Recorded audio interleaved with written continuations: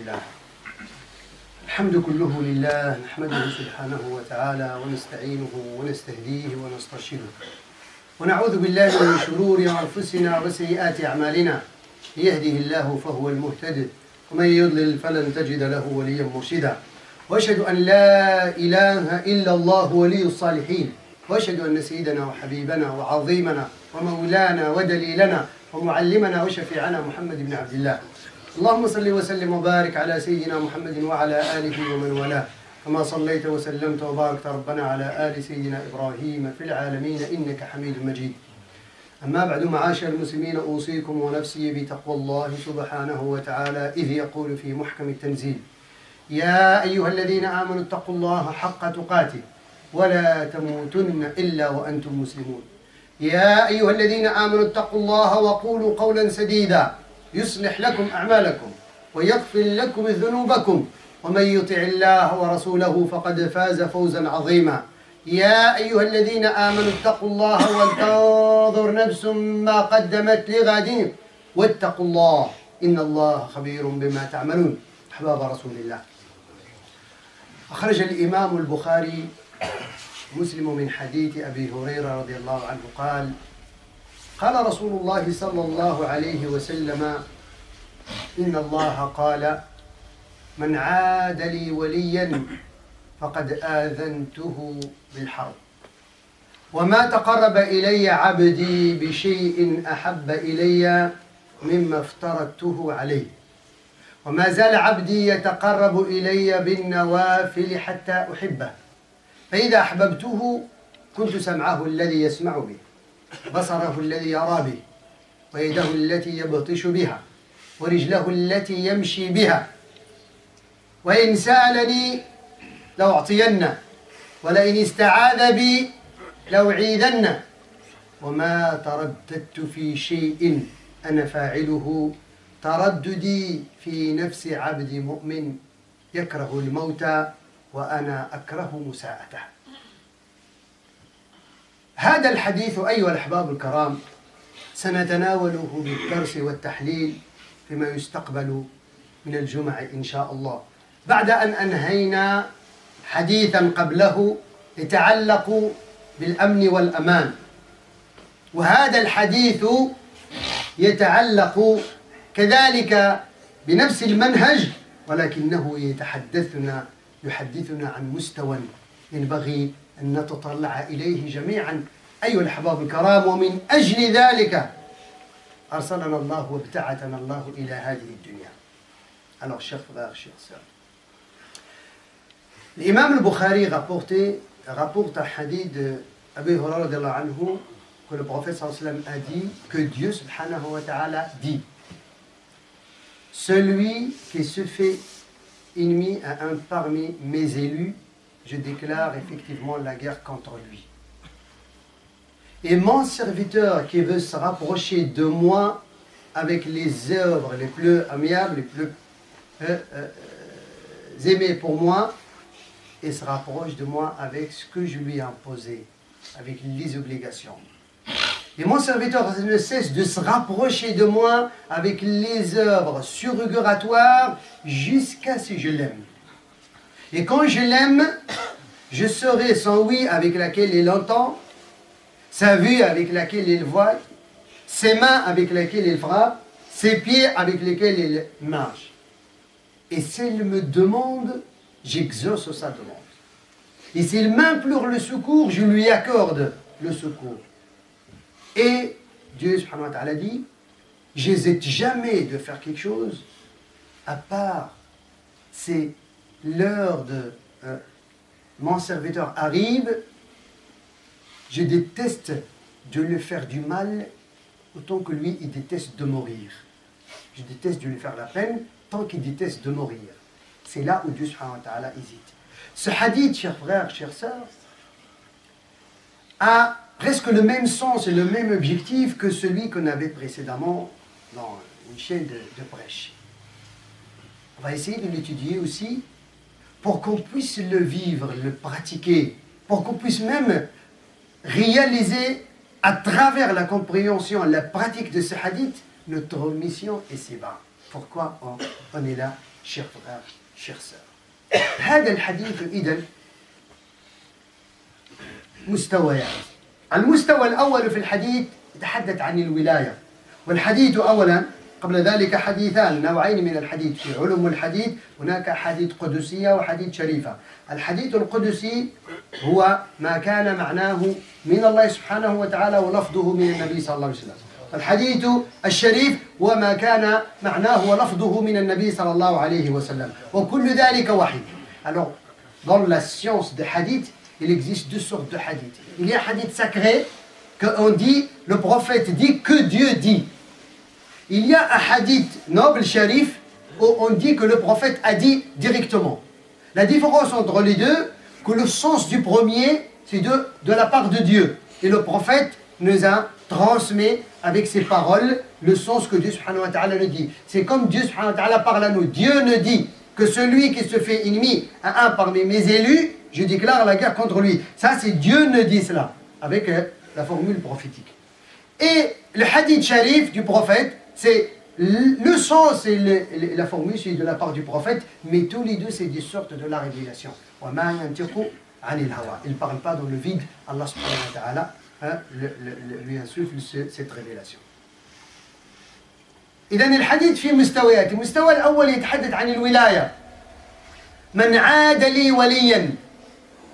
Le premier niveau de ce hadith, quand Allah nous parle de al-wali, les élus, plus proches à Dieu subhanahu wa ta'ala. Là, on va comprendre tout de suite que Dieu subhanahu wa ta'ala a des élus. Parmi nous, il y a des élus. Il y a des privilégiés. Il y a qui sont plus proches à Dieu que certains. La première question qu'on doit se poser, et la curiosité qu'on doit y avoir, qui sont ces élus? C'est quoi les caractères de ces élus? C'est pas pour une simple compréhension, pour que je puisse être parmi eux. Pour que je puisse être parmi eux. Parce que ce n'est pas une simple information que Dieu subhanahu wa ta'ala veut nous transmettre ici, qu'il déclare la guerre contre, au point que Dieu défend ses élus, que celui qui déclare la guerre contre ceux qui font du tort à ses élus. La deuxième face, de faire attention de ne pas faire du tort à un parmi les élus de Dieu, sinon la guerre entre toi et Dieu est déclarée. الجانب الثاني أن الإنسان حينما يعرف أن لله أولياء الأولى أنه ينبغي أن يكون منهم، ليس مجرد معلومة الله يبشر يقول لنا هذه معلومة أنه عنده أولياء، ولكن هذه المعلومة من هم حتى أكون منهم. ثم ينبغي أن أعرف أن في خلق الله أولياء ليس لهم علامات لغوية ولا جنسية ولا أصلية ولا هذا كلام الدنيا. أولياء الله تعالى علاماتهم ليس لأنهم بني فلان أو منحدرين من قبيلة فلان أو يتكلمون اللغة الفلانية أو les élus de Dieu, ils n'ont pas ces caractères que nous, on distingue les gens selon la langue, selon la couleur, selon la richesse, selon le pouvoir. Non, pas du tout. Peut-être parmi nous, il y a des élus de Dieu qui sont modestes, qu'on ne connaît pas, qui ne parlent pas, qui ne réagissent pas. Mais Dieu, subhanahu wa ta'ala, les a levés et s'est dit, là, je dois faire attention quand je suis parmi les serviteurs de Dieu, de ne pas faire du tort à un parmi ces élus. Sinon, la guerre est déclarée contre moi et Dieu, et je serai incapable de rentrer dans cette guerre. Les élus de Dieu. لهذا نقف أولا عند هذه. من هو الولي؟ كيف يكون الإنسان ولي؟ ما هو تعريف الولي؟ هل الولي يعرف نفسه أم لا يعرف نفسه؟ هل الناس يعرفون أن فلان ولي ولا ليس وليا؟ وهذا ما سنراه بالتفصيل. أقول قولي هذا واستغفر الله.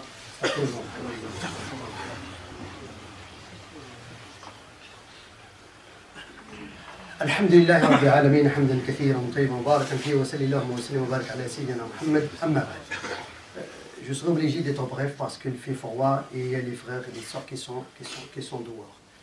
L'essentiel, c'est de prendre quelque chose qui sera utile pour nous, pour qu'on puisse y aller et de ne pas punir ceux qui sont dehors. الولي يقول سبحانه وتعالى في سورة يونس هنا القرآن يشرح القرآن، الحديث متكامل فيما بينهم.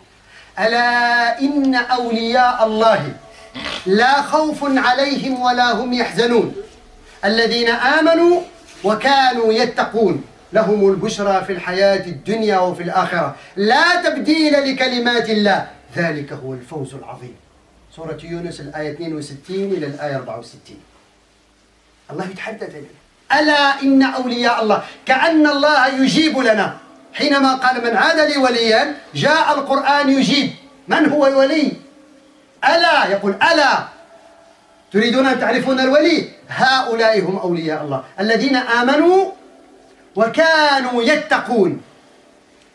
عمودين، دو بيليي، ركيزتين، شرطين في الولاية، أمر داخلي وأمر خارجي، الإيمان والتقوى.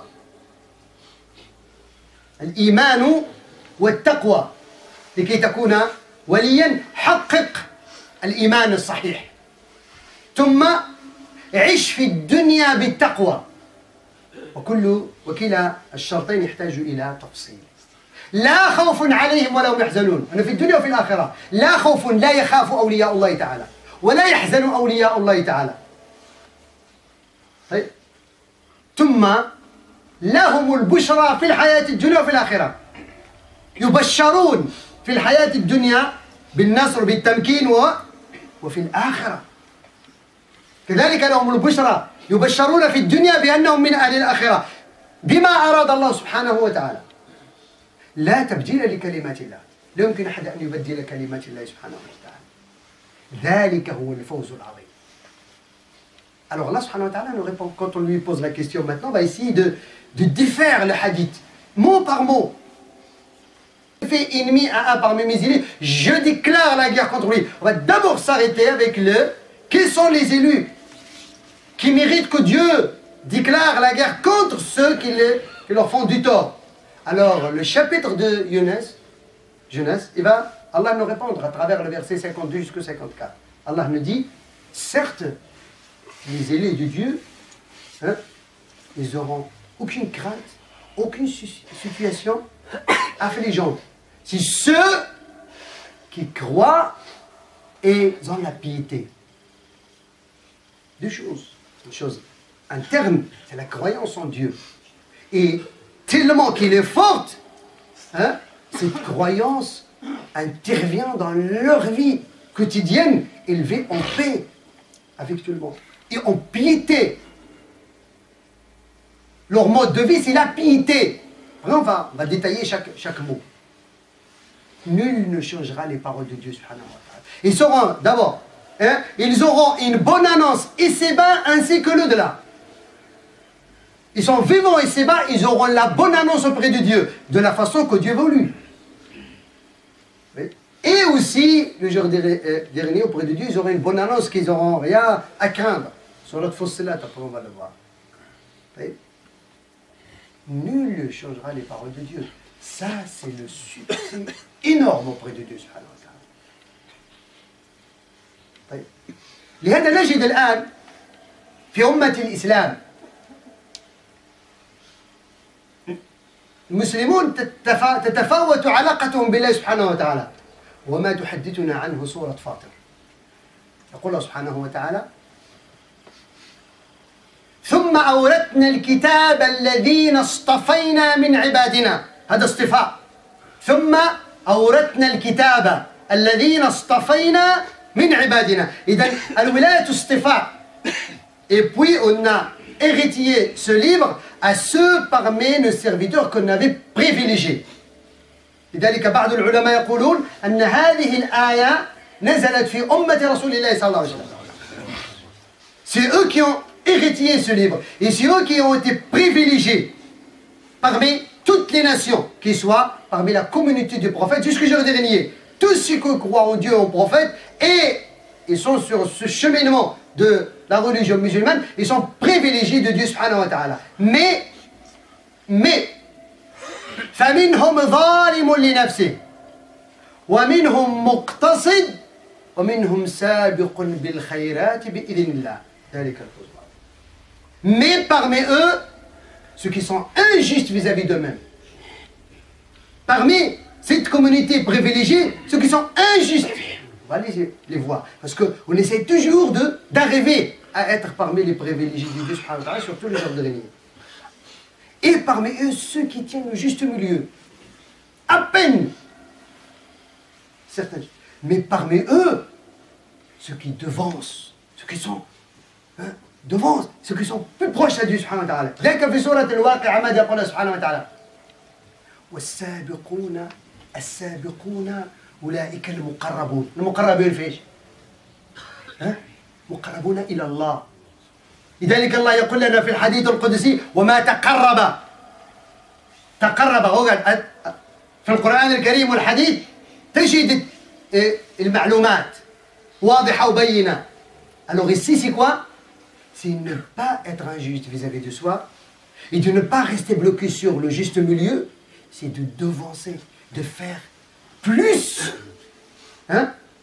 avec les moyens que le hadith il nous a cités. أسأل العلي القدير أن يجعلنا من أوليائه ومن السابقين ومن المقربين. اللهم إنا نسألك أن تجعل لنا بشرى في الحياة الدنيا وفي الآخرة. اللهم اغفر ذنوبنا واستر عيوبنا واهدي قلوبنا وتولى أمورنا واجمع شتاتنا وألف على الحق قلوبنا. اللهم أمنا في هذه البلاد في ديننا وأزواجنا وذرياتنا وأموالنا واجعلنا من أهلك وخاصتك الذين هم أهل كتابك وخاصتك. اللهم إنا نسألك أن تنصر الإسلام والمسلمين وأن تعز الإسلام والمسلمين. اللهم شافي مرضانا وعافي مبتلانا واهد ضالنا ورد غائبنا. اللهم يا رب إنا نسألك يا حي يا قيوم يا ذا الجلال والإكرام أن لا نغادر هذه الدنيا إلا وقد شهدت لنا بولايتك. اللهم يا رب لا نغادر هذه الدنيا إلا وقد حققنا ولايتك والقرب منك إنك يا ربنا نعم المولى ونعم النصير. اللهم يا رب أخونا هذا محمد اللهم اغفر له وارحمه. اللهم شافيه وعافيه. اللهم كن له يا رب العالمين. يا رب إنا نسألك يا رب العالمين لإخواننا الذين يكرمون كل من جاءنا. إخواننا جاءوا من لامارتين الله يجزيكم بخير أكرموهم وأحسنوا إليهم. هم ضيوفنا وحق على المضيف أن يكرم ضيفه. Alors soyez généreux avec nos frères qui sont venus. C'est nos hôtes et c'est nos invités. On doit être généreux avec eux. Comme ça sera quelque chose déjà que vous avez devancé devant Dieu subhanahu wa ta'ala. Vous avez participé à la construction d'une mosquée. Peut-être d'entre vous n'avez pas prié, mais il y aura d'autres qui vont prier et qui sera dans votre balance. نسأل الله العلي العظيم أن يوفقنا وإياهم لما فيه خير إنه لذلك والقادر عليه وصلى الله وسلم وبارك على سيدنا محمد والحمد لله رب العالمين وأقم الصلاة.